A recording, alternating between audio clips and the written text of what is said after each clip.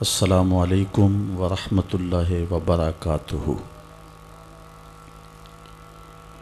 ماہ نور ربیع الاول شریف کے حسین موسم میں وینس میرج ہال کے ماہانہ درس قرآن میں حضور علیہ السلام کے شمائل کا تذکرہ چھڑا اور مسلسل 3 ماہ کے دروس میں اسی عنوان کو موضوع سخن رکھا گیا اور حضور کی صورت کے عنوان سے چند باتیں آپ لوگوں تک پہنچانے کی سعادت مندی حاصل کی گئی۔ جب حضور علیہ السلام کی صورت کا ذکر اپنی بساط کے مطابق ہم مکمل کر چکے تو یہ طے پایا کہ اب حضور کی سیرت کا ذکر بھی ہو۔ تو ساتھیوں کی تجویز یہ ہوئی کہ اس کو کسی کھلے میدان میں منعقد کیا جائے، تو آج یہاں ایک عظیم المرتبت اجتماع سیرت النبی کے عنوان سے منعقد کیا گیا ہے۔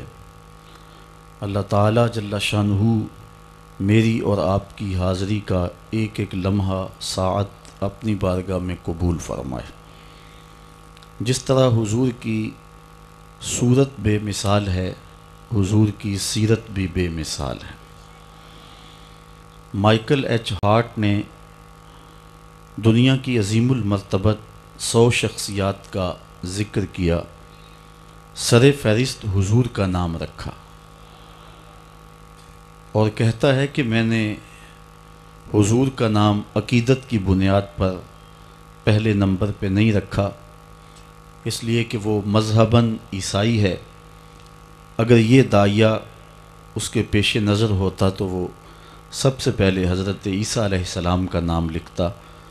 حضور کا نام عقیدت کی بنیاد پر اس نے سر فہرست نہیں رکھا، بلکہ کہتا ہے کہ میرٹ کی بنیاد پر میں نے حضور کا نام سر فہرست رکھا ہے۔ سچی بات یہ ہے کائنات میں محمد عربی جیسی نہ صورت کسی کی ہے نہ سیرت کسی کی ہے۔ اللہ نے اپنے محبوب کو سیرت کا وہ جمال اور وہ حسن عطا کیا کہ خود ارشاد کیا، لَقَدْ كَانَ لَكُمْ فِي رَسُولِ اللَّهِ أُسْوَةٌ حَسَنَةٌ۔ حضور کی سیرت کو اسوہ حسنہ قرار دیا گیا اور حضور کی سیرت 40 سال کے اعلان نبوت کے بعد شروع نہیں ہوتی، بلکہ آقا جب اس بزم گیتی میں قدم رکھتے ہیں اور آتے ہی اللہ کی بڑائی بولتے ہیں۔ حضرت حلیمہ سعدیہ وہ خوش نصیب خاتون ہیں جن کو حضور کو گود میں لینے کا شرف حاصل ہوا۔ کہتی ہیں میں نے حضور کو دودھ پیش کیا، حضور نے دائیں چھاتی سے دودھ پیا، میں نے پھر بائیں چھاتی پیش کی تو حضور نے رخ موڑ لیا۔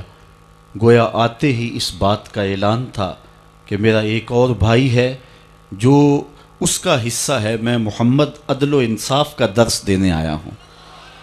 تو بچپن میں ہی اپنے بھائی کے لیے ترک پستاں کر کے حضرت نبی رحمت صلی اللہ علیہ وسلم نے اپنی سیرت کے نقوش واضح کر دیے کہ عدل و انصاف کا سبق پڑھانے والا، زمانے کو مساوات کی تعلیم دینے والا اور زمانے کو ہدایت کا نور بانٹنے والا ماں کی گود کے اندر بھی خلاف انصاف کوئی بات نہیں کر سکتا ہے۔ پھر جب حضور اعلان نبوت کرتے ہیں اور اسلام اپنے تمام تر قوانین کے ساتھ ظاہر ہوتا ہے، قبیلہ بنو مخزوم کی ایک عورت چوری کرتی ہے تو آقا کریم علیہ السلام کی خدمت میں حضرت اسامہ بن زید بن حارثہ کے ذریعے سے عرض کیا جاتا ہے، حضور یہ عظیم المرتبت قبیلے کی خاتون ہے اور چوری کر بیٹھی ہے، اگر اس کے لیے رعایت کر لی جائے تو یہ بہت مفید ہوگا۔ حضور علیہ السلام کے چہرے پہ سرخیاں دوڑنے لگیں۔ فرمایا تم سے پہلے لوگ اسی لیے ہلاک کر دیے گئے، جب کوئی عام شخص گناہ کرتا تو اس پہ حد جاری کر دی جاتی، اور جب کوئی با اثر شخص گناہ کرتا تو اس کو چھوڑ دیا جاتا، فرمایا میری شریعت میں ایسا نہیں ہوگا، لو سرقت فاطمہ بنت محمد لقطع محمد یدہا، کہا یہ تو بنو مخزوم کی بچی ہے، اگر میری بیٹی بھی چوری کرتی تو محمد اس کا بھی ہاتھ کاٹ دیتا۔ دنیا کے اوپر عدل و انصاف کی وہ روشن مثالیں حضور نبی رحمت صلی اللہ علیہ وآلہ وسلم نے اپنے اس دنیا پر جلوہ گر ہوتے ہی جن کا آغاز کیا تھا، پھر اس کو اپنے نقطۂ انتہا تک اور نقطۂ کمال تک پہنچایا ہے۔ حضور علیہ السلام کی سیرت کے عنوان سے ام المومنین سیدہ عائشہ رضی اللہ تعالی عنہا سے پوچھتے ہیں، ایک فرانسیسی مفکر کہتا ہے کہ کسی شخص کو ہیرو اس کے گھر والے نہیں مانتے، لیکن یہاں دیکھیے حضرت ابن حشام سیدہ عائشہ رضی اللہ تعالی عنہا کے پاس حاضر ہوتے ہیں اور کہتے ہیں مومنوں کی ماں ہمیں حضور علیہ السلام کی سیرت کے بارے میں کچھ بتلائیے۔ تو ام المومنین فرماتی ہیں کہ تم نے قرآن نہیں پڑھا؟ وہ کہتے ہیں ہاں میں نے قرآن پڑھا ہے۔ کہا کانا خلقہ القرآن، قرآن حضور کی سیرت کا ہی تو نام ہے، حضور کے خلق کا نام قرآن ہے۔ قرآن نے جن امور سے منع کیا ہے حضور وہاں سے رکے ہیں، اور جن کاموں کے بجا لانے کا حکم دیا ہے حضور وہ کام سر انجام دیتے رہے ہیں۔ تو قرآن حضور علیہ السلام کے خلق اور حضور کی سیرت کا نام ہے۔ بلکہ ایک بزرگ نے بڑی خوبصورت بات کہی کہ اگر کسی کو حضور کے دیدار کا شوق ہو اور وہ حضور کا زمانہ نہیں پاتا، وہ قرآن پڑھ لے، حضور کے دیدار کرنے کے مترادف ہوگا۔ قرآن حضور علیہ السلام کی سیرت اور آقا کریم علیہ السلام کے کردار کا نام ہے۔ تو ام المومنین سیدہ عائشہ رضی اللہ تعالی عنہا فرما رہی ہیں، اے پوچھنے والے کانا خلقہ القرآن، قرآن حضور کے خلق کا نام ہے۔ حضرت سیدہ خدیجۃ الکبریٰ رضی اللہ تعالی عنہا خاتون اول، وہ خاتون جس نے اسلام کے لیے سب سے زیادہ قربانیاں دیں۔ حضرت عائشہ رضی اللہ تعالی عنہ فرماتی ہیں کہ حضور اتنی محبت سے ذکر کرتے حضرت خدیجۃ الکبریٰ کا کہ میرا ان سے جو رشتہ تھا اس بنیاد پر مجھ سے ایک دن رہا نہ گیا، اور میں نے کہہ دیا حضور آپ ہر وقت حضرت خدیجہ کا ذکر کرتے ہیں، جس طرح زمانے میں ان کے علاوہ کوئی دوسری عورت تھی ہی نہیں۔ تو حضور نے فرمایا ہاں خدیجہ ہی تھی۔ تو کہتی ہیں میں نے عرض کی حضور اللہ نے آپ کو بہتر ازواج دے دی، اور آپ اس عورت کا ذکر ہر وقت کرتے ہیں جس کے ہونٹوں کے گوشے بڑھاپے کی وجہ سے رنگ بدل گئے تھے۔ تو حضور نے فرمایا عائشہ مجھے خدیجہ کے بارے تکلیف نہ دو، جب پورے مکے نے میرا انکار کیا تھا تو اس نے میرا اقرار کیا تھا۔ حضور علیہ السلام پر جب نزول وحی ہوا تو یہ حضرت خدیجۃ الکبریٰ رضی اللہ تعالی عنہا کے ساتھ نکاح کے 15 سال بیتنے کے بعد کی کہانی ہے۔ 15 سال انہوں نے حضور کو بہت قریب سے دیکھا۔ آقا کریم پر نزول وحی جب ہوئی تو یہ وہ منظر تھا، اللہ قرآن میں فرماتا ہے اگر اس قرآن کو ہم پہاڑوں پہ نازل کر دیں تو وہ بھی ہیبت الہی سے ریزہ ریزہ ہو جائیں۔ تو حضور علیہ السلام کے قلب اطہر پر جب قرآن مجید کا نزول ہوا تو حضور اس کا احساس پا رہے تھے، اور آقا کریم علیہ السلام گھر پلٹے اور آپ نے فرمایا یا خدیجہ زملونی، اے خدیجہ مجھے چادر دو، میں سخت سردی محسوس کر رہا ہوں۔ اور حضور نے خدشات کا اظہار کیا تو حضرت خدیجۃ الکبریٰ رضی اللہ تعالی عنہا نے جو لفظ کہے وہ سننے کے قابل ہیں۔ فرمانے لگی کلا واللہ لا یخزیک اللہ ابدا، ہرگز نہیں، آپ کا رب آپ کو کبھی بھی پریشان نہیں ہونے دے گا۔ کیوں؟ اس کی وجہ بیان کرتے ہوئے سیدہ خدیجہ نے فرمایا انک لتصل الرحم تصدق الحدیث وتحمل الکلا وتکسب المعدوم وتقری الضیف وتعین علی نوائب الحق۔ حضرت خدیجۃ الکبریٰ نے عرض کی کہ آپ کیسے پریشان ہو سکتے ہیں جب کہ آپ صلہ رحمی کرنے والے ہیں، دکھیوں کے کام آنے والے ہیں، بات میں صداقت یہ آپ کا ترہ ہے، اور جن کا کوئی مددگار نہیں ان دکھیوں کا سہارا آپ کا وجود ہے، بیواؤں کا آسرا ہیں اور لاچار لوگوں کی آپ مدد ہیں، آپ ان کے مشکل اوقات میں کام آنے والے ہیں۔ تو یہ حضرت خدیجۃ الکبریٰ رضی اللہ تعالی عنہا کی 15 سال کی رفاقت کا نتیجہ ہے جو انہوں نے حضور میں دیکھا، اور بیوی گواہی دے رہی ہے کہ آپ کبھی بھی پریشان نہیں ہو سکتے ہیں۔ کلا واللہ لا یخزیک اللہ ابدا، کبھی بھی آپ پریشان نہیں ہوں گے، اس لیے کہ آپ دکھیوں کے کام آتے ہیں، مصیبت زدوں کے، جن کا کوئی کمانے والا نہیں ہے، ان کا آسرا آپ کی ذات ستودہ صفات ہیں۔ یہ تو 25 سال سے لے کر کے 40 سال کی حضور کی عمر حضرت خدیجہ نے دیکھی اور یہ بات کہی۔ یہی بات حضور کے چچا جناب ابو طالب نے اس وقت کہی جب حضور کی عمر 9 سال تھی۔ ایسا ہوا، ابن عساکر نے اپنی تاریخ میں اس کو اپنی سند سے لکھا ہے کہ مکے میں بارش نہیں ہو رہی تھی اور لوگ قحط زدہ ہو گئے، تو حضرت نبی رحمت صلی اللہ علیہ وسلم کے چچا جناب ابو طالب کے پاس آ کر کہا، آپ اولاد اسماعیل سے ہیں، آئیں اللہ کی بارگاہ میں دعا کریں تاکہ یہ خشک سالی ختم ہو اور بارش کی کہیں سے کوئی بوند برسے۔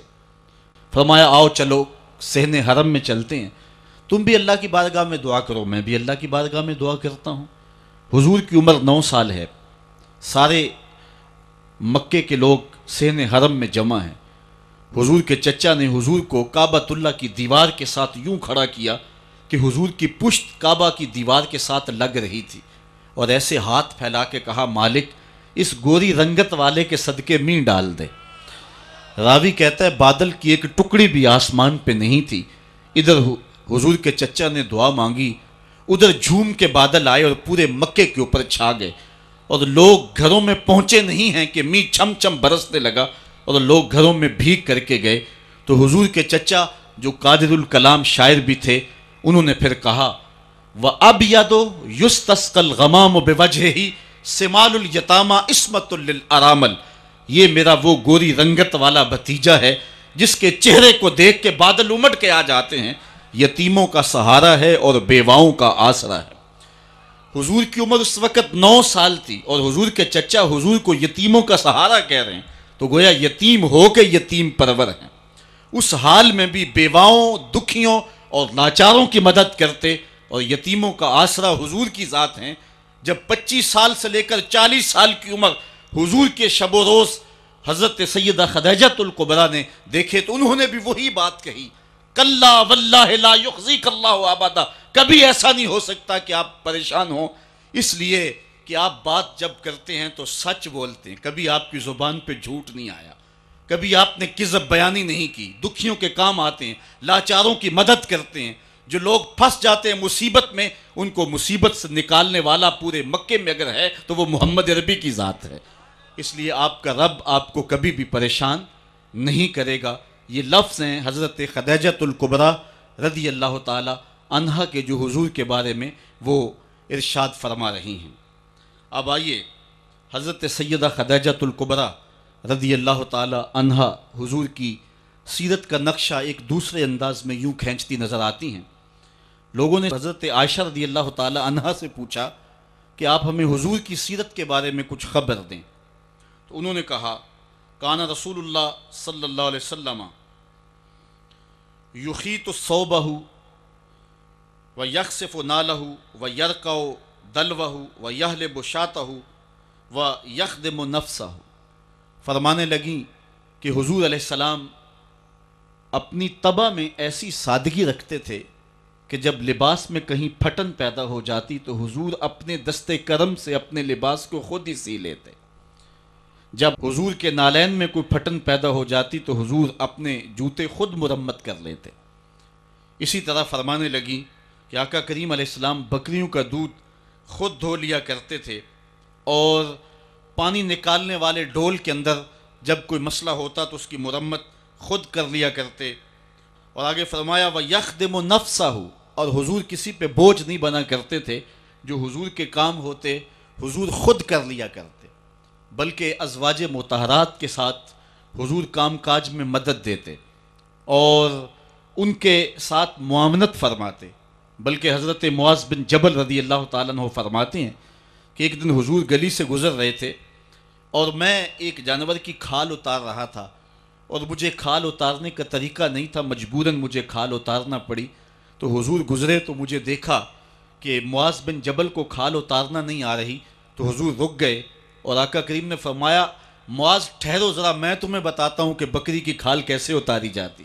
اور آقا کریم آگے بڑھے اور حضور نے خود جو ہے وہ کھال اتاری اور پھر مجھے فرمایا معاذ ایسے کھال اتارا کرتے ہیں۔ آج ہم اپنے بڑے پن کو اور اپنی عظمت کو اس انداز سے لوگوں کے سامنے رکھنا چاہتے ہیں کہ ہم جو ہے وہ ٹشو کا ایک ٹکڑا بھی نہیں پکڑ سکتے، اور وہ بھی پکڑانے کے لیے ہمارے پاس ایک خادم موجود ہوتا ہے۔ لیکن آقا کریم علیہ السلام کی زندگی اور حضور علیہ السلام کی سیرت کی سادگی کا حسن اور جمال یہ ہے کہ حضور اپنے کپڑوں کو خود مرمت کر لیتے ہیں اور اپنے دیگر کام خود کرتے ہیں اور بطیب خاطر کرتے ہیں، اور اس میں کوئی چیز اپنے لیے شرمندگی کی محسوس نہیں کرتے ہیں۔ حضرت حسن رضی اللہ تعالی عنہ حضور علیہ السلام کے نواسے بھی ہیں اور آقا کریم علیہ السلام کی صحابیت کا شرف بھی پایا ہے۔ کہتے ہیں کہ کانا یجلس علی الارض، حضور علیہ السلام کی سیرت یہ ہے کہ حضور زمین پہ بیٹھ جاتے تھے۔ زمین پر بیٹھنے میں حضور شرمندگی محسوس نہیں کیا کرتے تھے، اس کو اپنے سٹیٹس کے خلاف نہیں سمجھا کرتے تھے۔ زمین کے اوپر حضور بیٹھ جایا کرتے تھے اور فرماتے ہیں وَيَطْعَمُ، اور زمین کے اوپر بیٹھ کر کے حضور علیہ السلام کھانا تناول فرمایا کرتے تھے۔ حضور کی عادت یہ تھی کہ آقا کریم جب بھی کھانا کھاتے تو حضور جھک کر کے کھانا کھاتے۔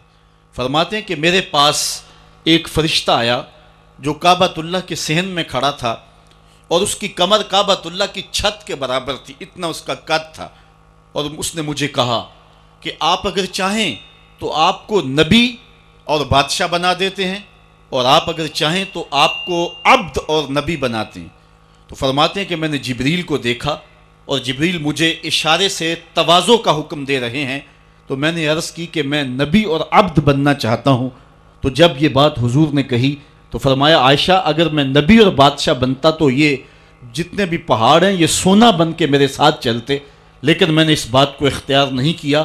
اور اس کے بعد حضور علیہ السلام جب بھی کبھی کھانا کھاتے تو حضور جھک کر کے کھاتے، جس طرح مالک کی دہلیز سے خیرات ملتی ہے اور کوئی خادم اس کو جو ہے وہ شکرانے کے طور پہ جو ہے وہ انتہائی عجز کے ساتھ کھاتا ہے۔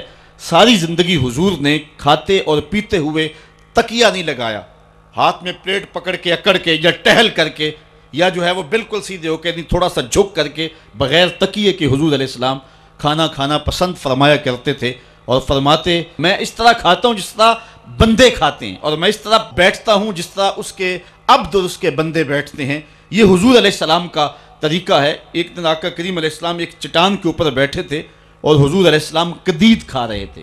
یہ خشک گوشت جو کر کے اس کو بعد میں جب پکایا جاتا ہے تو اس کو قدید کہتے ہیں، یا سرید تھی، حضور کھا رہے تھے۔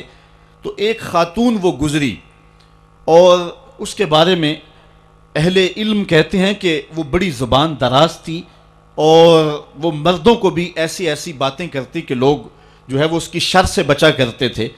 تو اس نے کہا کہ آپ تو ایسے کھا رہے ہیں جس طرح کے عبد کھاتے ہیں۔ تو حضور علیہ السلام نے فرمایا اگر میں عبد نہیں ہوں تو کون عبد ہے؟ فرمایا میں سب سے بڑا عبد ہوں۔ تو جب یہ بات سنی تو اس کے قدم رک گئے اور اس نے حضور علیہ السلام کی خدمت میں عرض کی کہ حضور آپ پھر اکیلے ہی کھا رہے ہیں، مجھے بھی کھلائیں۔ تو حضور نے ایک لقمہ اٹھایا، فرمایا لو تم بھی کھا لو۔ تو اس نے کہا یہ نہیں، بلکہ جو آپ کے منہ میں ہے میں وہ کھانا چاہتی ہوں۔ تو حضور علیہ السلام نے اپنے منہ کا نوالا نکال کر کے اس کے منہ میں ڈال دیا۔ تو کہتے ہیں کہ اس کے بعد کبھی بھی اس کی زبان پر کبھی فحش بات آئی نہیں تھی۔ حضور کے جوتے کی وہ برکت تھی اور اس کا وہ فیضان تھا کہ اس کے اندر ایسی روشنی ہو گئی۔ پہلے وہ سخت لعان تھی، گالیاں دینے والی تھی اور فحش گفتگو کرنے والی تھی، لیکن حضور علیہ السلام کے جوتے کی برکت سے اللہ تعالیٰ جل شانہ نے اس کی زبان کو حسن بھی دے دیا اور جمال بھی عطا فرما دیا۔ تو حضور علیہ السلام کی عادت تھی کہ آقا کریم زمین پہ بیٹھ کے کھاتے، جھک کے کھاتے، فرماتے میں ایسے کھاتا ہوں جس طرح عبد کھاتے ہیں۔ وَيَلْبَسُ الْغَلِيظ، اور آقا کریم علیہ السلام موٹے کپڑے پہنتے تھے۔ باریک ترین کپڑے پہننے سے حضور نے گریز کیا ہے، اور یہ علامت تکبر ہے کہ باریک ترین لباس پہنا جائے۔ تو حضور موٹا لباس پہنتے تھے۔ وَيَرْكَبُ الْحِمَارَ، اور آقا کریم علیہ السلام دراز گوشت کے اوپر سوار ہوتے تھے۔ ویسے اگر حضور سے نسبت نہ ہو تو گدھا کہیں گے، اب نسبت میرے رسول سے ہو گئی ہے تو اس کا نام ہی بدل گیا، بلکہ حضور علیہ السلام جس دراز گوش کے اوپر سوار ہوتے تھے اس کا نام یافور تھا، اور اہل محبت اس کو محبت سے حضرت یافور کہتے ہیں۔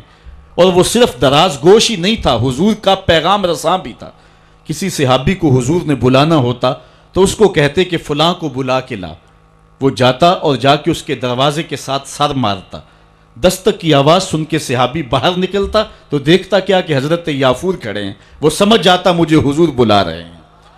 جب حضور علیہ السلام کا وصال ہو گیا تو وہ پاگلوں کی طرح مدینے کی گلیوں میں بھاگتا تھا، حتیٰ کہ قبیلہ بنو سلیم کے کنویں میں چھلانگ لگا کے اپنا خاتمہ کر لیتا ہے، جب حضور اس دنیا سے کوچ کر گئے ہیں تو ہم نے جی کے کیا لینا ہے۔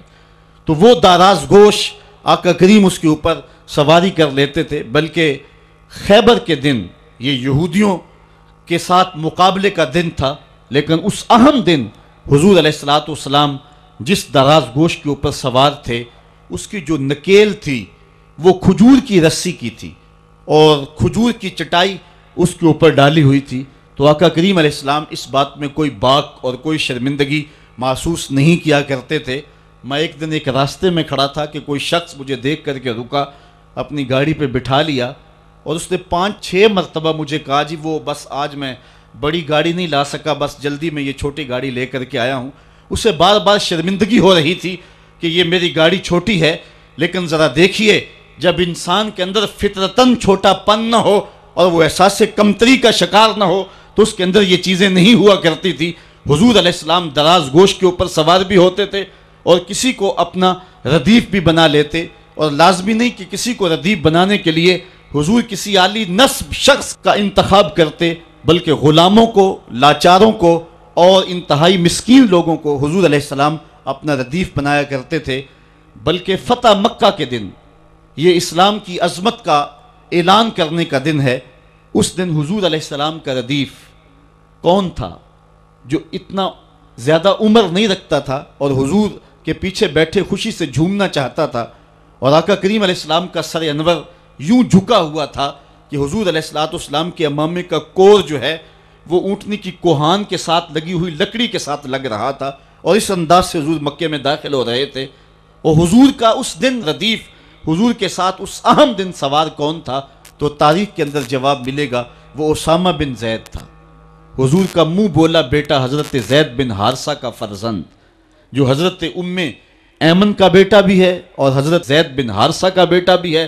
رنگ سانولا ہے، ناک چپٹی ہے، حبشی نیاد ہے، لیکن آقا کریم علیہ السلام اس دن اس غلام زادے کو اپنی پشت پہ بٹھائے ہوئے ہیں۔ بلکہ تاریخ کے یہ اوراق بھی ہمارے سامنے ہیں۔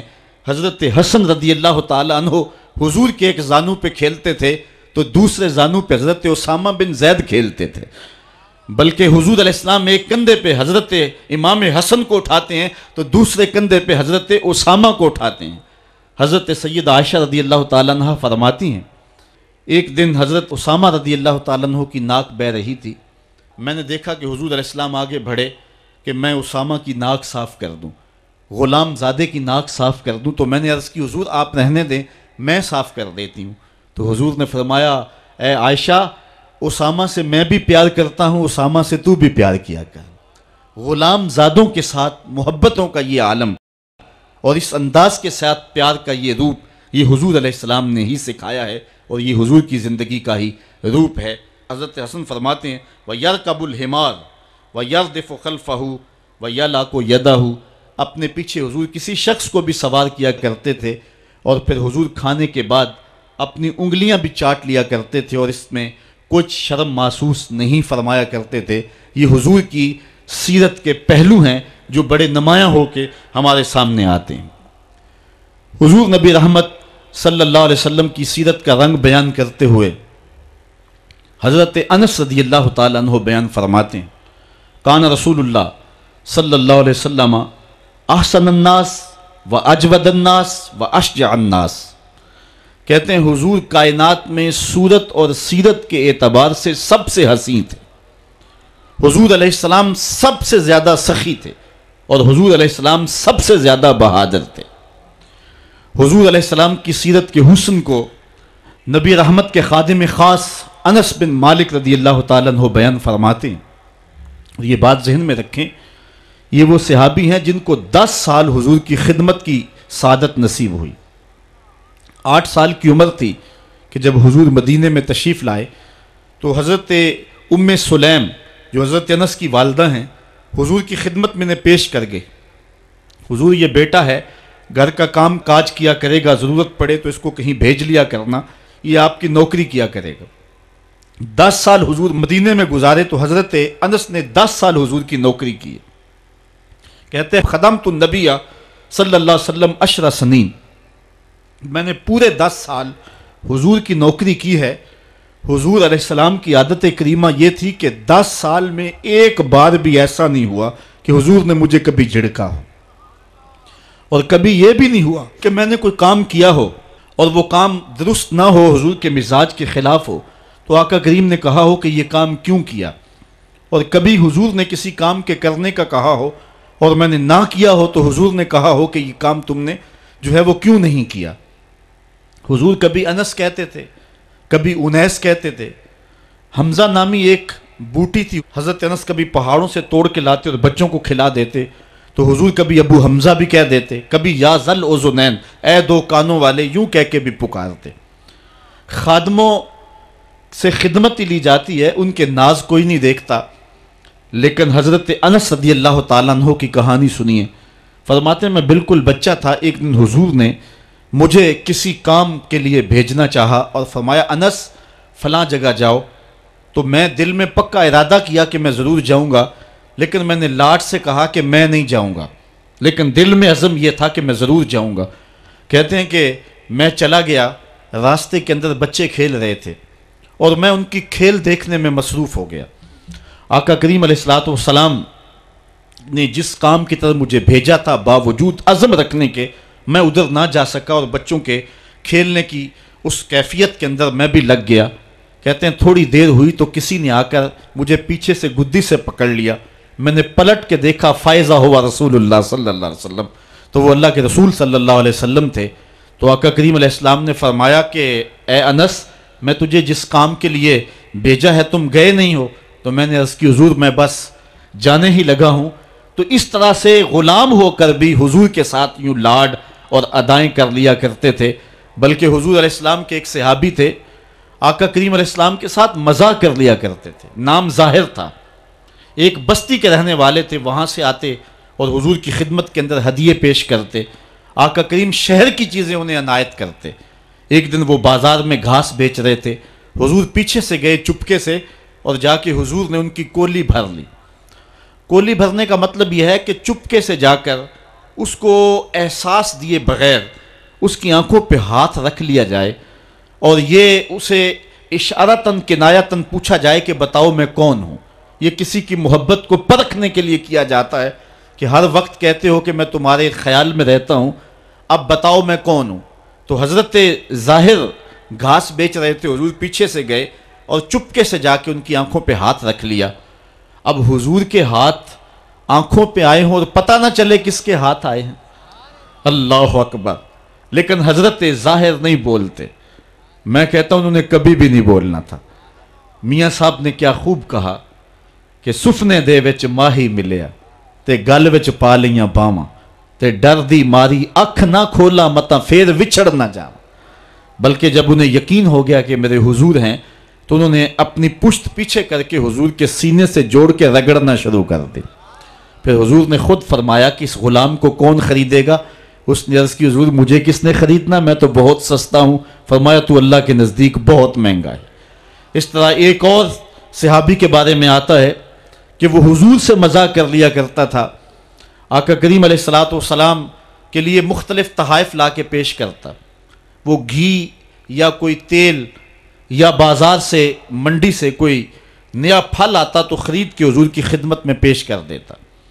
آقا کریم اس تحفے کو قبول فرما لیتے، خود بھی کھاتے، صحابہ کو کھلاتے، اس کو دعا دیتے۔ 2-4 دن کے بعد جس سے سودا لیا ہوتا، ادھار لیا ہوتا، وہ پیسے مانگتا، بازو سے پکڑ کے حضور کی خدمت میں لے آتا، حضور یہ پرسوں ترسوں آپ نے وہ چیز نہیں کھائی تھی، وہ پھل نہیں استعمال فرمایا تھا، یہ اس کی قیمت مانگ رہا ہے۔ حضور فرماتے تو نے مجھے تحفہ نہیں دیا، عرض کرتا غریب آدمی ہوں، تحفہ کیسے دے سکتا ہوں؟ میں نے سوچا سب سے پہلے حضور ہی کھائیں گے، تو حضور قیمت بھی ادا کر دیتے اور خوش بھی ہوتے اور دعائیں بھی دیتے۔ تو یہ حضور کا انداز کرم ہے۔ حضرت ابو ہریرہ فرماتے ہیں کہ حضور ہم سے کھیل کود کر لیا کرتے تھے۔ میں نے ایک دن کہا یا رسول اللہ انکا تداعبنا، آپ ہم سے کھیل کود کر لیتے ہیں؟ تو حضور نے فرمایا کہ میں کھیل کود کے اندر بھی سوائے حق کے علاوہ کچھ نہیں کہتا، میں تم سے مزاح بھی کر رہا ہوتا ہوں، میری زبان پر حق اور صداقت ہی جاری رہتی ہے۔ یہ حضور کا انداز کرم تھا۔ علماء نے اس بات کو لکھا ہے، اگر حضور کی طبع کے اندر یہ شگفتگی نہ ہوتی، حضور کی طبیعت کے اندر، مزاج کے اندر یہ شگفتگی نہ ہوتی، حضور تبسم کرنے والے نہ ہوتے، کوئی بندہ حضور علیہ السلام کو دیکھنے کی تاب ہی نہ رکھتا اور حضور سے اخذ فیض ہی نہ ہو سکتا۔ آقا کریم علیہ السلام کے سامنے کوئی ٹھہر ہی نہ سکتا، جو تھا نبوی جلال اس کی کوئی تاب نہ لا سکتا۔ اس لیے حضور علیہ السلام جب تنہا ہوتے تو حضور کے اوپر رکت طاری ہوتی، اور جب صحابہ کے سامنے ہوتے تو حضرت عائشہ فرماتی ہیں میں نے حضور سے زیادہ مسکرانے والا شخص زمانے میں دیکھا ہی نہیں۔ کثرت کے ساتھ حضور علیہ السلام مسکرایا کرتے تھے۔ حضرت عبداللہ ابن مسعود رضی اللہ تعالیٰ عنہ سے ایک روایت سنیے، وہ فرماتے ہیں کہ ایک دن حضور تشریف فرما تھے اور کوئی شخص آیا، تو اس نے اچانک جب حضور کو دیکھا تو اس کا بدن تھر تھر کانپنے لگا۔ چونکہ حضور علیہ السلام اپنے دھیان بیٹھے ہوئے تھے اور حضور کے چہرے پہ مسکراہٹ کا وہ جو معمول تھا وہ نہیں تھا، تو وہ حضور کے چہرے کے جلال کی تاب نہ لا سکا، اس کا بدن جو ہے وہ تھر تھر کانپنے لگا۔ تب حضور نے اس کی جانب دیکھا اور حضور علیہ السلام مسکرائے، اور آقا کریم علیہ السلام نے فرمایا ہوّن علیک، کہا سکون کرو، نہ کانپو، میں کوئی بادشاہ تھوڑا ہوں۔ اور پھر حضور نے فرمایا میں تو قریش کی اس عورت کا بیٹا ہوں جو سوکھے ہوئے گوشت کو چبا چبا کے کھایا کرتی تھی، اور اس طرح حضور نے اس کی ہیبت کو اس کے اوپر جو طاری ہو گئی تھی دور کر دیا۔ تو کثرت کے ساتھ مسکرا کر کے آقا کریم علیہ السلام لوگوں کو فیض رسانی کے لیے جو ہے وہ آسانی پیدا فرماتے، اور اگر حضور مسکراتے نہ تو کوئی تاب ہی نہ لا سکتا۔ جب کبھی ایسا ہوتا حضور غصے میں ہوتے تو کسی کے اندر ہمت نہ ہوتی کہ حضور کے چہرے کی طرف دیکھ سکے۔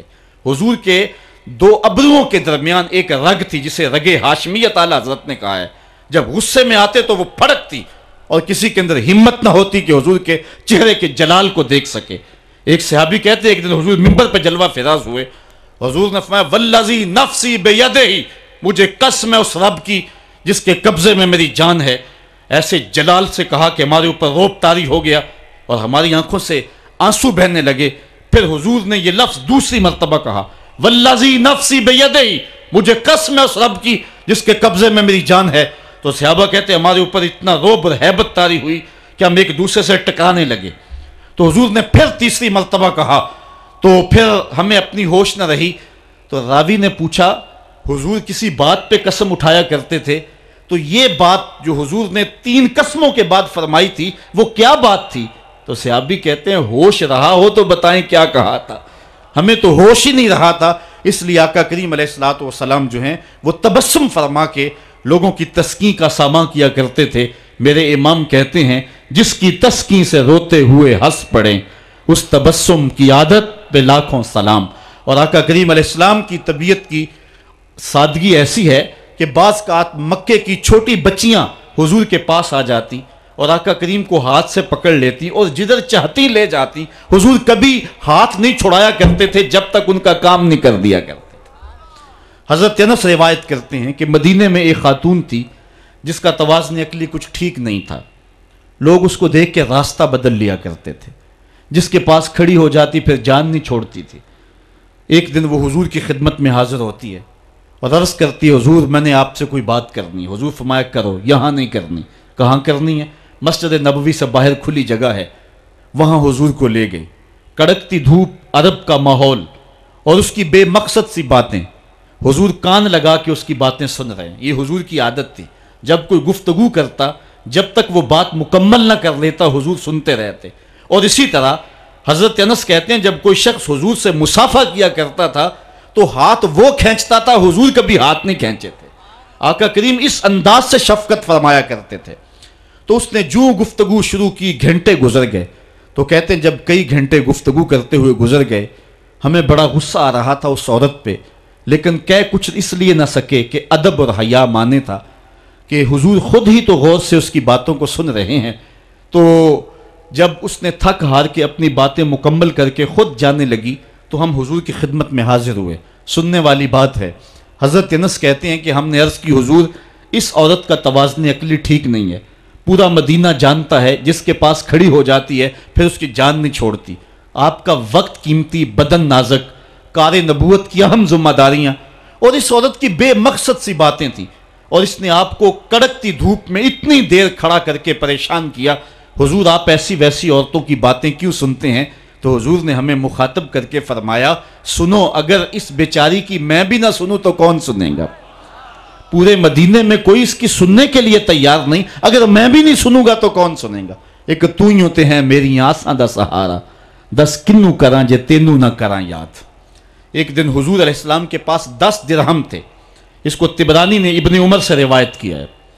حضور ایک دکان پہ گئے اور وہاں 4 درہم کے اندر حضور نے ایک قمیض خریدی. حضور نے زیب تن کی اور تشریف لائے. ایک انصاری صحابی کو قمیض پسند آ گئی. اس نے حضور کو کہا اللہ آپ کو جنت کا لباس پہنائے، یہ قمیض مجھے دے دے. حضور نے اتار کے قمیض اس کو مرحمت فرما دی. اس کے بعد حضور علیہ السلام پھر دوبارہ گئے اور 4 درہم کی حضور نے پھر دوبارہ ایک قمیض خریدی. پھر حضور تشریف لائے تو ایک لونڈی تھی، وہ رو رہی تھی. تو آقا کریم علیہ السلام اس کو فرمایا کہ تو کیوں رو رہی ہے؟ اس نے کہا کہ مالک نے مجھے کسی کام کے لیے 2 درہم دے کر کے بھیجا تھا اور وہ درہم مجھ سے گم ہو گئے. میں اس لیے رو رہی ہوں کہ جب خالی ہاتھ جاؤں گی تو میرا مالک مجھے مارے گا. تو حضور علیہ السلام کے پاس 2 درہم بچتے تھے تو آقا کریم نے وہ 2 درہم اس خاتون کو دے دیے. تھوڑی دیر کے بعد حضور نے دیکھا تو وہ پھر رو رہی تھی. تو حضور نے فرمایا کہ تو اب کیوں رو رہی ہے؟ اس نے کہا کہ دیر کی وجہ سے میرا آقا مجھ کو سختی کرے گا کہ اتنی دیر سے کیوں پہنچی ہو، تو میں اس لیے گھر جاتے ہوئے ڈرتی ہوں. تو حضور نے فرمایا چلو میں تمہیں تمہارے گھر چھوڑ کے آتا ہوں. آقا کریم علیہ السلام اس کنیز کے ساتھ اس کے آقا کے دروازے پر پہنچے. اور آقا کریم کی عادت یہ تھی جب کسی کے دروازے پر جاتے تو 3 مرتبہ بلند آواز سے السلام علیکم بھی کہتے اور دستک بھی دیتے. تو حضور نے کہا السلام علیکم. اندر سے کوئی جواب نہ آیا. حضور نے پھر دوسری مرتبہ فرمایا السلام علیکم. تو اندر سے پھر جواب نہ آیا. تو تیسری مرتبہ حضور نے پھر کہا السلام علیکم.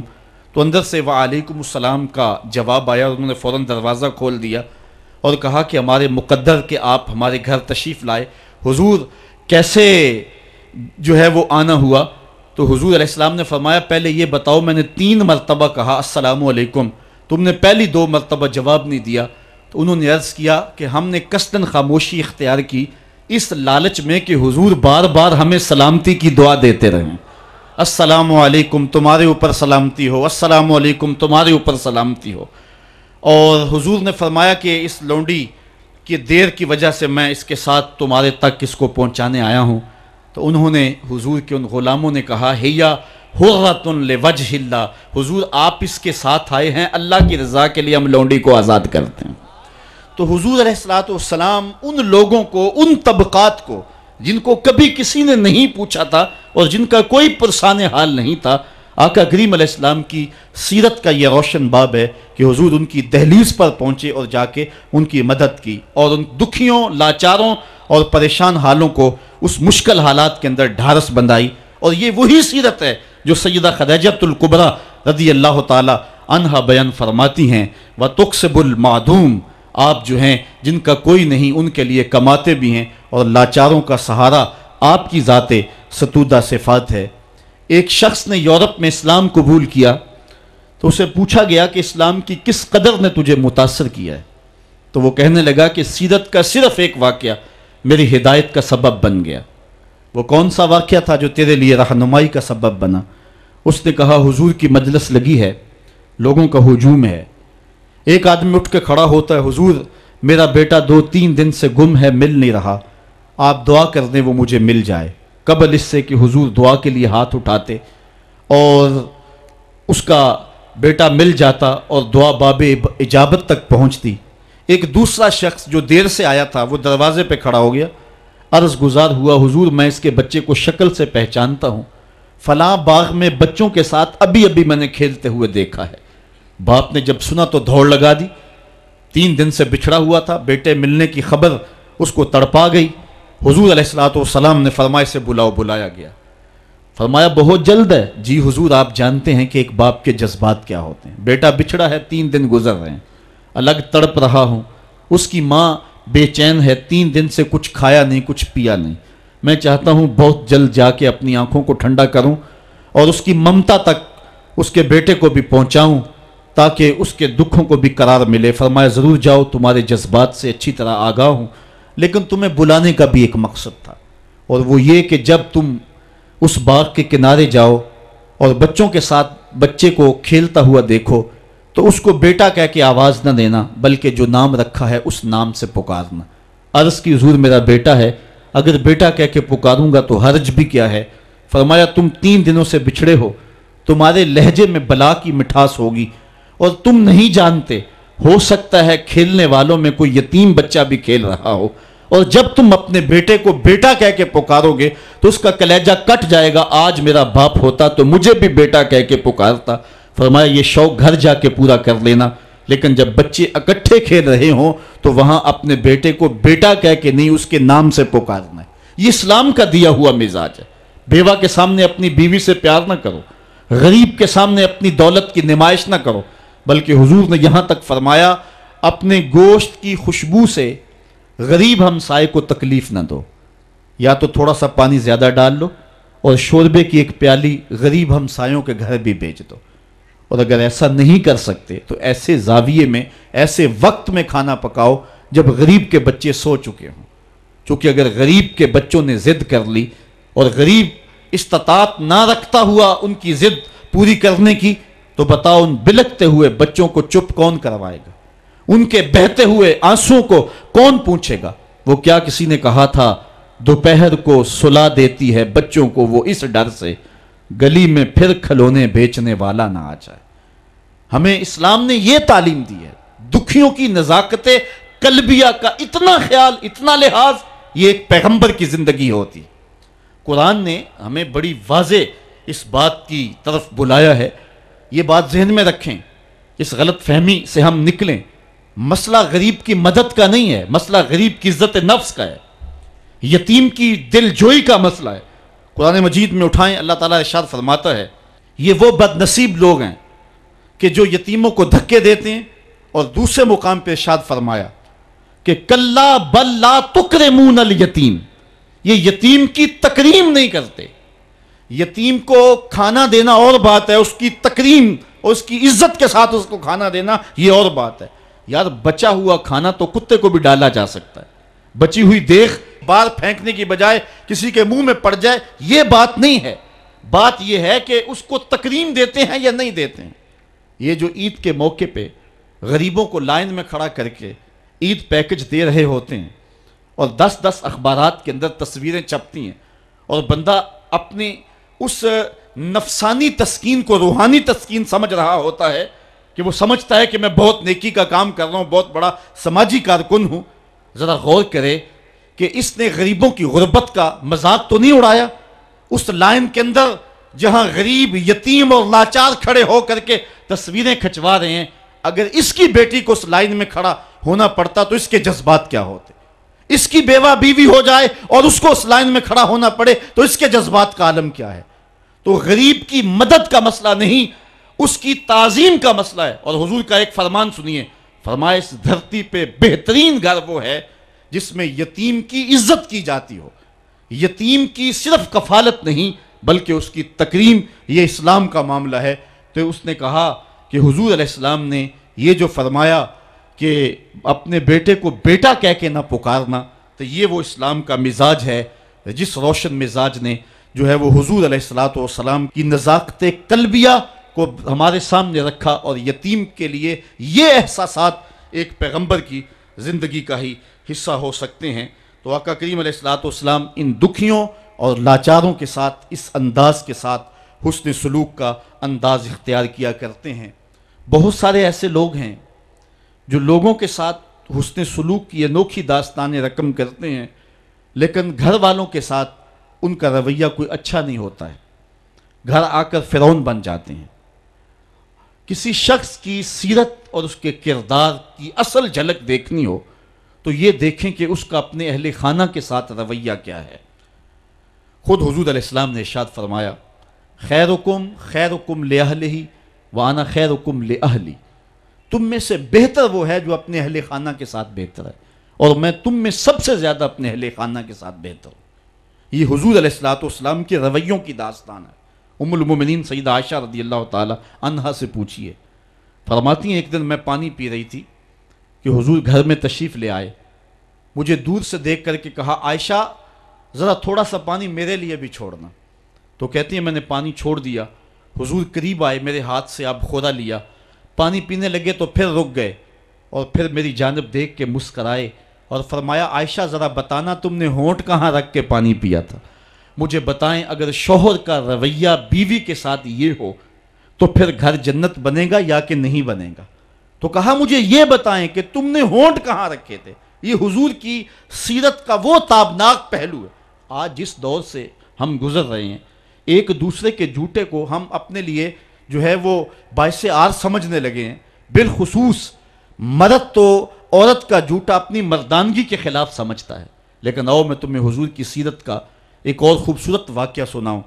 حضرت ابو ہریرہ رضی اللہ تعالیٰ عنہ فرماتے ہیں، اور آپ جانتے ہیں صحابہ میں سب سے زیادہ کثیر روایت شخص حضرت ابو ہریرہ رضی اللہ تعالیٰ عنہ کی ذات میں۔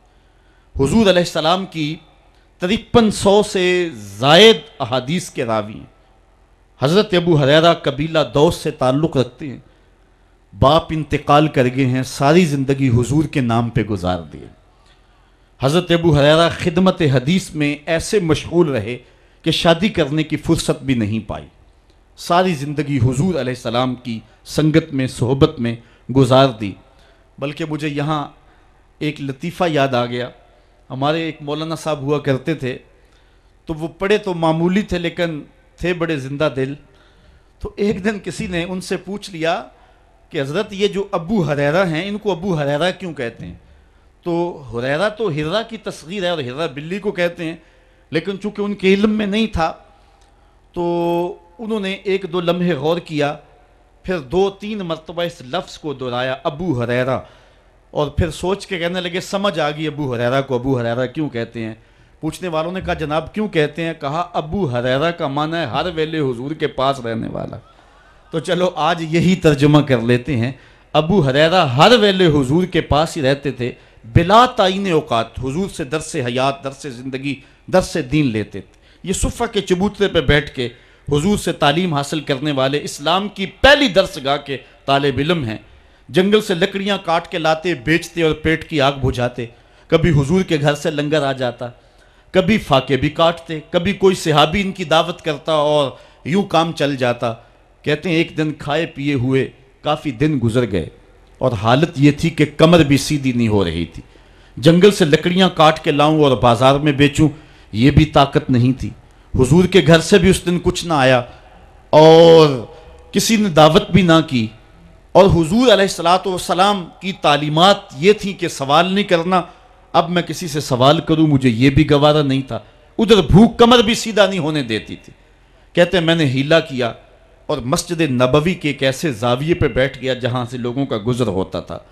میرا مقصد یہ تھا کوئی گزرتا ہوا شخص میرے چہرے کو پڑھ لے گا اور کھانے کی دعوت دے گا، لیکن جو بھی آتا سلام لے کے گزر جاتا۔ کسی نے میرے اندر اترنے کی زحمت کا وارہ نہ کی۔ وہ کیا کسی نے کہا تھا، ہستی پلکوں کے نیچے غم بھی پلتے ہیں مگر کون دیکھتا ہے اتنی گہرائی میں۔ جب لوگ گزرتے رہے اور کسی نے میرا پوچھا نہ تو میں نے سوچا کہ تھوڑا سا ہیلا اور کرنا چاہیے، جو کوئی آئے میں اس سے ہم کلام ہوں، میری گفتگو کے دوران وہ میرے اندر اترنے کی کوشش کرے گا۔ کہتے ہیں حضرت عمر رضی اللہ تعالیٰ عنہ آ گئے، میں نے ان سے قرآن مجید کی ایک آیت پوچھی، میرا مقصد یہ تھا یہ آیت بتائیں گے، اس دوران میرے سے ہم کلام ہوں گے، میرے لہجے کی ٹوٹ پھٹن سے جان جائیں گے میرا مسئلہ کیا ہے۔ لیکن وہ شاید جلدی میں تھے، انہوں نے آیت بتائی اور چلے گئے۔ میں پھر منتظر ہو گیا تو حضرت صدیق اکبر آ گئے رضی اللہ تعالیٰ عنہ۔ میں نے ان سے کوئی مسئلہ شرعی پوچھ لیا، میرا مسئلہ یہ تھا کہ وہ مسئلہ بتائیں گے، اس دوران میرے مسئلے تک پہنچ جائیں گے۔ لیکن وہ بھی شاید جلدی میں تھے، انہوں نے مسئلہ بتایا اور چلے گئے۔ میں سوچا میرا مسئلہ تو حل نہ ہوا، اب میں منتظر تھا کہ اب کون آئے گا، تو ایک جانب سے روشنی اٹھی اور دل و قلب و نگاہ کا مرشد اولین آ گیا۔ حضور تشریف لے آئے، میں نے حضور سے بھی کوئی مسئلہ ہی دریافت کر لیا۔ آقا نے میری جانب غور سے دیکھا، پھر زیر لب مسکرا کے بولے ابو ہریرہ بھوک لگی ہوئی ہے؟ میں نے کہا جی حضور بھوک لگی ہے۔ کہا پھر میرے پیچھے پیچھے آ جاؤ۔ آگے روایت آپ نے علماء سے سنی ہے، حضور نے گھر والوں سے کہا کچھ ہے؟ انہوں نے کہا ہاں جی دودھ کا ایک پیالہ ہے۔ فرمایا ابو ہریرہ؟ میں نے کہا جی حضور۔ کہا صفہ کے چبوترے پہ جو بیٹھے ان کو بھی بلا لاؤ۔ صرف ابو ہریرہ ہی ہر ویلے پاس نہیں رہتا، اور بھی ہر ویلے پاس رہتے ہیں، ان کا بھی خیال ہے حضور کو۔ تو کہتے ہیں دودھ کا ایک پیالہ، اور میں گیا تو 70 لوگ تھے، حضور کا حکم تھا بلا لایا۔ حضور نے میرے ہاتھ میں دودھ کا پیالہ دیا اور کہا دائیں سے شروع ہو جاؤ۔ میں نے ایک شخص کو دودھ دیا اور دودھ پہ نظر رکھی، اس نے جی بھر کے پیا، لیکن دودھ ختم نہ ہوا۔ دل کو تسلی ہو گئی، دوسرے کو، تیسرے کو، 70 آدمی دودھ پی گئے۔ دودھ کا پیالہ بھرے کا بھرا، لگتا یہ تھا اللہ نے دودھ کے پیالے کا تعلق کوثر کی نہر سے جوڑ دیا۔ جب 70 آدمی پی گئے، اعلیٰ حضرت کا اسلوب بھی دیکھیے۔ بریلی سے آواز آ رہی ہے، کیوں جناب ابو ہریرہ کیسا تھا وہ جام شیر جس سے 70 صاحبوں کا دودھ سے منہ پھر گیا؟ کہا ابو ہریرہ کون باقی؟ عرض کی حضور ایک میں باقی، ایک آپ باقی۔ فرمایا کہ ابو ہریرہ تم پیو۔ کہتے ہیں میں نے پیا، سیراب ہو کے پیا۔ حضور نے فرمایا اور پیو، میں نے اور پیا۔ پھر فرمایا اور پیو، میں نے اور پیا، رج گیا۔ تو حضور نے فرمایا ابو ہریرہ اور پیو۔ میں نے کہا مجھے قسم اس رب کی جس نے آپ کو حق کے ساتھ مبعوث کیا ہے، میرے میں ایک قطرے کی گنجائش بھی نہیں ہے۔ تو حضور نے میرے ہاتھ سے پیالہ لیا اور خود نوش جاں کر لیا۔ تو اس حدیث کا ایک پہلو تو یہ ہے کہ دودھ کا ایک پیالہ 72 آدمیوں کو کافی ہو گیا، لیکن دوسرا پہلو کبھی نہ بھولیے کہ 2 جہاں کا سردار ہے، 71 آدمیوں کا جوٹا پی رہا ہے۔ یہ حضور کی سیرت کا پہلو ہے۔ تو کہا عائشہ بتاؤ کہ تم نے ہونٹ کہاں رکھے تھے؟ تو حضور کا یہ رویہ، حضور کا یہ انداز کرم، یقیناً حضور علیہ الصلوۃ والسلام کی سیرت کو اس انداز سے ہمارے سامنے رکھتا ہے کہ جیسی صورت اور سیرت میرے محبوب کی ہے، زمانے میں کوئی ایسا شخص نہیں ہے جس نے ایسی سیرت پائی ہو۔ حضرت عبداللہ بن ابی اوفا رضی اللہ تعالی عنہ حضور علیہ الصلوۃ والسلام کی سیرت کے عنوان کو اس انداز میں بیان کرتے ہیں، کان رسول اللہ صلی اللہ علیہ وسلم یکثر الذکر، حضور کثرت کے ساتھ اللہ کا ذکر کرنے والے تھے، زبان اللہ کے ذکر سے تر رہتی تھی۔ وَيُقِلُّ اللَّغْوَ، اور حضور کی زبان پر کبھی بھی لغو بات نہیں آئی تھی۔ وَيُطِيلُ الصَّلَاةَ، اور حضور کی نماز لمبی ہوا کرتی تھی۔ وَيُقَصِّرُ الْخُطْبَةَ، اور خطبہ حضور مختصر فرمایا کرتے تھے۔ وَلَا يَانِفُ أَن يَمْشِيَ مَعَ الْأَرْمَلَةِ وَالْمِسْكِينِ فَيَقْضِي لَهُ الْحَاجَةَ، اور حضور علیہ السلام اس بات میں کوئی شرمندگی محسوس نہیں کیا کرتے تھے کسی مسکین، کسی لاچار، کسی بیوہ، کسی یتیم اور کسی مسکین کے ساتھ چلیں اور اس کے کام آئیں اور مصیبت میں اس کا دکھ بانٹ دیں اور اس کی حاجت کو حضور پورا فرما دیں۔ یہ حضور علیہ الصلوۃ والسلام کی سیرت کے وہ روشن پہلو ہیں کہ آقا کریم علیہ الصلوۃ والسلام کی سیرت زمانے کے سامنے ایسا نور بانٹتی ہے، ایسے اجالے پھیلاتی ہے۔ ایک شخص نے حضور علیہ الصلوۃ والسلام سے وعدہ کیا کہ آپ یہاں رکیں اور میں ابھی آتا ہوں، تو آقا کریم علیہ الصلوۃ والسلام اس کے انتظار میں وہاں رکے۔ 3 دن گزر گئے اور وہ نہ آیا، چونکہ حضور وعدہ کر چکے تھے کہ میں تیرے آنے تک یہاں رہوں گا۔ تیسرے دن اس کو جا کے یاد آیا تو وہ واپس پلٹا، تو آقا کریم نے جواب میں صرف اتنی بات کہی، آپ نے فرمایا یا فتیٰ قد شککت علیہ، اے نوجوان تو نے تو مجھ کو مشقت میں ڈال دیا۔ حضرت عمر رضی اللہ تعالیٰ عنہ روایت کرتے ہیں کہ زید بن سعنہ نامی ایک یہودی تھا جس کو حضور نے قرض دینا تھا۔ آقا کریم علیہ الصلوۃ والسلام 2 جہاں کے مالک ہیں، لیکن حضور کا فقر اختیاری تھا۔ آقا کریم علیہ السلام کے گھر میں بسا اوقات کتنے دن چولہا نہیں جلا کرتا تھا۔ حضور ادھار لے کر کے لوگوں کی مصیبتوں کو بھی دور کرتے اور گھر کا چولہا بھی بعض اوقات ادھار لے کے گرم کرنا پڑتا۔ اعلیٰ حضرت فرماتے ہیں مال کے کونین ہیں گو پاس کچھ رکھتے نہیں، 2 جہاں کی نعمتیں ہیں ان کے خالی ہاتھ میں۔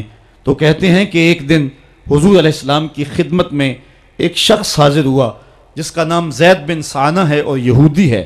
اور اس نے حضور علیہ الصلوۃ والسلام سے قرض کا تقاضا کیا، لیکن تقاضا اتنے سخت انداز سے کیا کہ اس نے حضور علیہ الصلوۃ والسلام کی قمیص کو پکڑ کے کھینچا بھی۔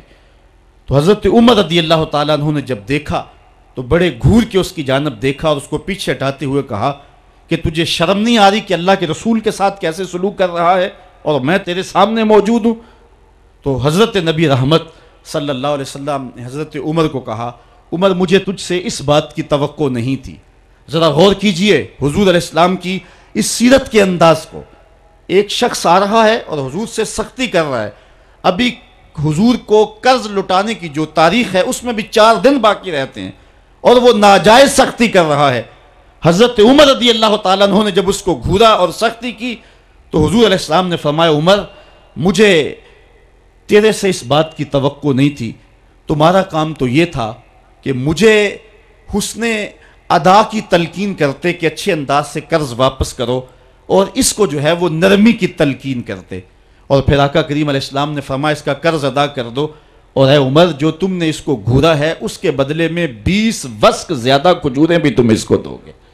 تو زید بن سعانہ نے جب حضور علیہ الصلوۃ والسلام کی اس سیرت اور اس کردار کو دیکھا اور حضرت عمر رضی اللہ تعالیٰ عنہ 20 وسق اس کو کھجوریں دے رہے تھے، تو اس نے حضرت عمر کو بتایا کہ میں یہودی ہوں اور میں نے تورات کے اندر نبی آخر الزماں کی شان اور عظمتوں کے بیان کو پڑھا ہے، یہ بات ابھی رہ گئی تھی، باقی ساری نشانیاں میں نے حضور میں دیکھ لی تھی، اب یہ نشانی رہ گئی تھی، آج میں نے یہ بھی دیکھ لی، اور پھر وہ حضور کی خدمت میں حاضر ہو کر اسلام کے دائرے میں داخل ہو کر حضور کا عبدی غلام بن جاتا ہے۔ یہ انداز حضور علیہ السلام کی سیرت کا زمانے کو حضور علیہ السلام کے قریب کرتا ہے۔ میرا رب خود کہتا ہے، لو کنت فظا غلیظ القلب لانفضوا من حولک، اے محبوب اگر تو ترش مزاج اور تنگ دل ہوتا تو اتنے لوگ تیرے گرد کبھی بھی جمع نہ ہو پاتے۔ کچھ ان کے خلق نے، کچھ ان کے کردار نے کر لی، مسخر ساری دنیا شہ ابرار نے کر لی۔ حضور علیہ الصلوۃ والسلام کے پیار نے زمانے کو اس قدر قریب کر دیا کہ وہ حضور علیہ السلام پہ جانیں قربان کرنے کے لیے ہمہ وقت مستعد اور فعال رہتے تھے۔ جتنا پیار انہوں نے حضور سے کیا ہے کائنات میں اس کی دوسری کوئی مثال نہیں ملتی ہے۔ ایک شاعر کہتا ہے اپنے محبوب کا ذکر کرتے ہوئے، وہ کہتا ہے، حافظ شیرازی نے غالباً کہا ہے کہ میرے جیسا محب زمانے میں کوئی نہیں، اس لیے کہ تیرے جیسا زمانے میں محبوب بھی تو کوئی نہیں۔ اگر صحابہ جیسا عاشق تمہیں زمانے میں نہیں ملتا تو محبوب جیسا کوئی صورت و سیرت میں حسین بھی تو زمانے کے اندر تمہیں نہیں ملے گا۔ تو حضرت سیدنا انس کے لفظ، کان رسول اللہ صلی اللہ علیہ وسلم احسن الناس، حضور لوگوں میں سب سے زیادہ حسین ہیں۔ اور دوسری بات، کان رسول اللہ اجود الناس، حضور سب سے زیادہ سخی ہیں۔ ایک شخص حضور کی خدمت میں حاضر ہوا اور اس نے سوال کیا، 2 پہاڑوں کے درمیان جتنی جگہ ہوتی ہے اتنی بکریاں تھیں حضور کے پاس، حضور نے ساری اس کو عطا کر دیں۔ وہ واپس جا کے اپنی قوم سے کہنے لگا کہ محمد عربی ایسا شخص ہے، اتنا عطا کرتا ہے کہ پھر کمی کا شائبہ ہی باقی نہیں رہتا ہے۔ تیسری بات، حضرت انس فرماتے ہیں، کان رسول اللہ صلی اللہ علیہ وسلم احسن الناس و اجود الناس و اشجع الناس، کہتے ہیں کہ حضور جتنے دلیر تھے، جتنے بہادر تھے، کائنات کے تر اتنا بہادر ہم نے کوئی نہیں دیکھا۔ مولا کائنات فرماتے تھے جب جنگ کی بھٹی گرم ہوتی تو ہم دیکھتے کہ سب سے آگے بڑھ کر حملہ کرنے والے محمد عربی ہی ہوا کرتے تھے، اور ہم حضور علیہ السلام کی اوٹ میں ہوا کرتے تھے۔ آقا کریم علیہ السلام نے اپنی زندگی میں اپنی تلوار سے اور اپنے نیزے سے جو ہے وہ کسی کو قتل نہیں کیا ہے، صرف ابی بن خلف وہ بد نصیب شخص تھا جس نے کہا تھا کہ میں نے گھوڑا رکھا ہے جس کو 16 رتن مکئی کے دانے روز ڈالتا ہوں، اور اس گھوڑے کے اوپر سوار ہو کے میں آؤں گا اور اے محمد معاذ اللہ آپ کو شہید کر دوں گا۔ تو حضور علیہ السلام نے فرمایا اللہ نے چاہا تو میں تجھے قتل کروں گا۔ اور پھر غزوہ احد کے موقع پہ جب وہ آیا، کہنے لگا کہ میرا راستہ چھوڑ دو، اور پھر وہ گھوڑا لے کر کے آگے بڑھا۔ صحابہ آگے بڑھنے لگے تو حضور نے فرمایا پیچھے ہٹ جاؤ۔ حضرت حارث بن سما سے حضور نے چھوٹا سا نیزہ لیا اور آگے بڑھ کے اللہ کے محبوب علیہ السلام نے اس کے گلے کے قریب اس کا ہلکا سا کچوکا دیا، اور چھوٹا سا زخم اس کی گردن پہ لگا تو وہ بھاگتا تھا اور چیختا تھا اور کہتا تھا کہ قاتلنی محمد، محمد نے مجھے قتل کر دیا ہے۔ لشکر والوں نے کہا ابی بن خلف عجیب بات ہے، ایک چھوٹا سا زخم ہے اور تو اتنا شور ڈال رہا ہے۔ اس نے کہا تم نہیں جانتے ہو کہ مجھے کتنی اس کی تکلیف ہو رہی ہے، اگر میری اس تکلیف کو پورے لشکر میں بانٹ دیا جائے تو سارا لشکر مر جائے، جو تکلیف مجھے محمد کی اس ضرب سے پہنچی ہے۔ اس نے کہا مجھے محمد نے کہا تھا کہ تجھے میں قتل کروں گا، اس نے تو پھر مجھے نیزہ مارا ہے، مجھے یقین ہے کہ اگر وہ میری جانب غصے سے تھوک بھی دیتا میں پھر بھی نہ بچ سکتا۔ تو یہ حضور علیہ السلام کی جو ہے وہ دلیری اور بہادری کے قصے ہیں کہ آقا کریم علیہ السلام کی ضرب کو کون برداشت کرے، ایک معمولی خراش برداشت نہ کر سکا اور نارے جہنم میں جہنم کا وہ کتا جا پہنچا۔ تو آقا کریم علیہ السلام کی سیرت کے اس عنوان کو حضرت انس نے کتنے خوبصورت انداز میں بیان کیا۔ کان رسول اللہ صلی اللہ علیہ وسلم احسن الناس و اجود الناس و اشجع الناس، لوگوں میں سب سے دلیر بھی حضور، سب سے سخی بھی حضور، اور سب سے صورت و سیرت میں حسین بھی حضور۔ حضرت نبی رحمت صلی اللہ علیہ وسلم غزوہ حنین کے موقع پہ آپ دیکھیں، سفید خچر کے اوپر سوار ہیں اور ایک پہاڑی درے میں کافر گھات لگائے بیٹھے تھے۔ جب اچانک انہوں نے تیر اندازی کی تو لشکر اسلام میں بھگدڑ مچ گئی۔ اس وقت حضور تھے جو خچر کو آگے بڑھا رہے تھے، حضرت عباس رضی اللہ تعالیٰ عنہ رکاب تھامے تھے اور آقا کریم کہہ رہے تھے انا نبی لا کذب انا ابن عبد المطلب، میں نبی ہوں، اس میں کوئی جھوٹ نہیں، میں عبد المطلب کا بیٹا ہوں۔ تو حضور علیہ السلام کا یہ انداز کہ جب میدان کے اندر بھگدڑ مچی ہے تو سب سے آگے بڑھ کر کے کفار پر حملہ کرنے والے سفید خچر کے اوپر مصطفیٰ ہیں۔ علماء نے حضور کی بہادری کے اس قصے کو بیان کرتے ہوئے فرمایا جنگوں میں خچر کا سفید ہونا، ایک تو خچر کا ہونا بہادری پہ دلیل ہے، اس لیے کہ گھوڑے رکھے جاتے ہیں کہ بھاگنا آسان ہو، اور دوسرا مٹیالے رنگ کے جو ہیں وہ جانوروں کی سواری کی جاتی ہے، یہ فوج کی وردی کا رنگ مٹیالہ، اس کی حکمت بھی یہ ہے۔ لیکن آقا کریم علیہ السلام سفید خچر پہ جو ہے وہ سوار تھے۔ حضور اتنے شجاع تھے، اتنے بہادر تھے، میدان میں بھاگنے کے لیے نہیں آتے تھے بلکہ حضور کفر کے چھکے چھڑانے کے لیے میدان میں داخل ہوا کرتے تھے۔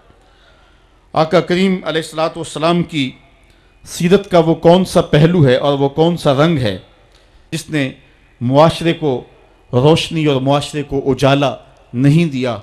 آج میرے اور آپ کے آقا و مولا کی یہ سیرت ہمیں حضور علیہ السلام کی محبت کا حقدار بنائے گی۔ حضور اس دنیا کے اوپر مکارم اخلاق کی تکمیل کے لیے جلوہ گر ہوئے اور قرآن آپ کے خلق کی گواہی ہے، اس لیے حضور کی سیرت کو اپنانے کا تقاضا یقیناً آج کی اس بابرکت محفل میں آج کا یہ اجتماع ہم سے کر رہا ہے۔ ہم اپنی زندگی کو اور طرز حیات کو حضور کی سیرت کے سانچے میں ڈھال کر کے زندگی کی ایک ایک سانس اور ایک ایک لمحہ حضور کے نام پہ گزار دیں گے۔ اور آقا کریم علیہ السلام نے جس انداز سے اپنا خوبصورت زمانہ اور حیات ظاہری کا وقت گزارا اور ہمارے لیے روشنی چھوڑی، وہ قیامت تک آنے والی نسلوں کے لیے ایک اجالا ہے۔ امت مسلمہ بھانج نہیں ہے کہ اس کو عبادات کا طریقہ کسی اور جگہ سے لینا پڑے اور حسن اخلاق کسی اور جگہ سے لینا پڑے، اس کو قوانین کسی اور جگہ سے لینے پڑیں اور ان کو جو ہے وہ اپنی عائلی زندگی کا نظام کسی اور جگہ سے لینا پڑے۔ ہماری زندگی کے سارے نمونے مصطفیٰ کریم کی ذات میں موجود ہیں۔ میرے رب نے کہا لَقَدْ كَانَ لَكُمْ فِي رَسُولِ اللَّهِ أُسْوَةٌ حَسَنَةٌ، حضور کی زندگی تمہارے لیے بہترین نمونہ ہے۔ اللہ حضور کی زندگی کا نور ہمارے من میں اتار دے، ہمارے باطن کو حرارت اور نور اور اجلا پن نصیب کرے۔ کار ما آخر شدو آخر ز ما کار نشد، مشت خاک ما غبارے کوچہ یار نشد، و آخر دعوانا ان الحمدللہ رب العالمین۔